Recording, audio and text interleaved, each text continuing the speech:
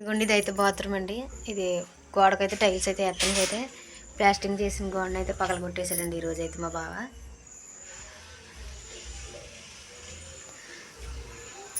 అది కూడా గోడ అయితే ప్లాస్టింగ్ అయితే చేశారు పెట్టగోడ. రేపు పొద్దున్న అయితే ఈ గోడ అయితే చేస్తారు. ఇది కూడా అయితే ప్లాస్టింగ్ అయితే చేశారండి.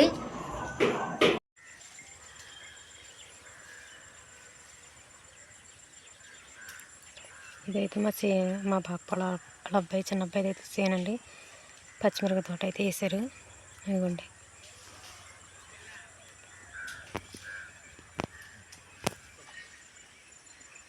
అక్క బావ అయితే పచ్చిమిరపకాయలు కోతున్నారు.